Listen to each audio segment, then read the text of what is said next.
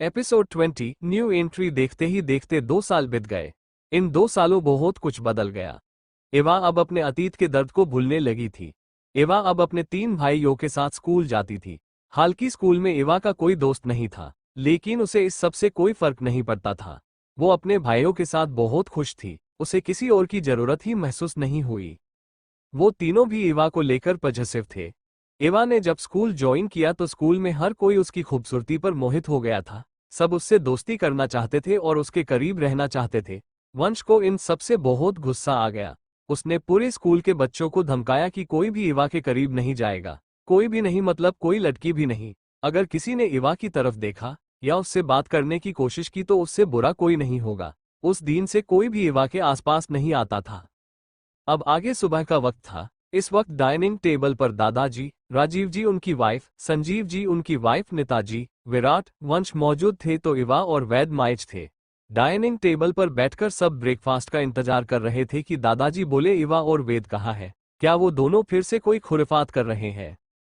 इस पर नेताजी बोली, खुराफात तो तब करेंगे जब वो दोनों अपनी नींद पूरी कर ले। वो दोनों अभी भी सो रहे हैं, मुझे नहीं लगता आज इतनी जल्दी उठेंगे।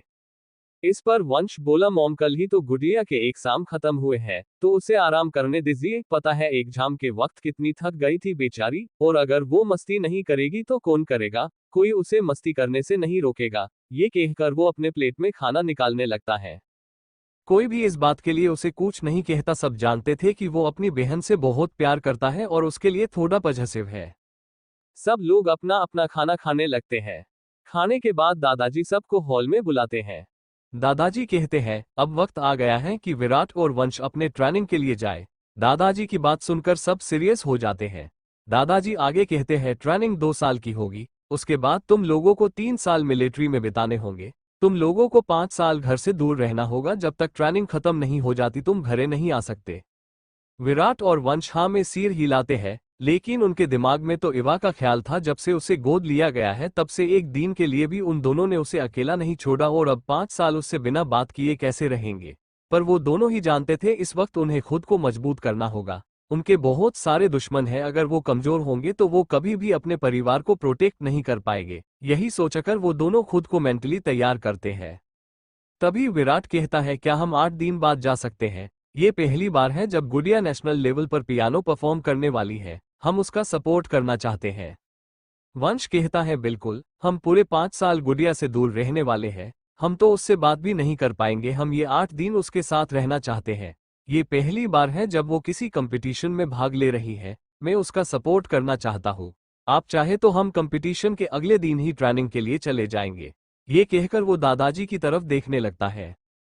तभी राजीव जी कहते हैं, तुम दोनों को परेशान होने की कोई जरूरत नहीं है। हमें पहले से ही पता था तुम दोनों क्या चाहते हो। तुम्हें ट्रेनिंग के लिए 10 दिन बाद जाना है।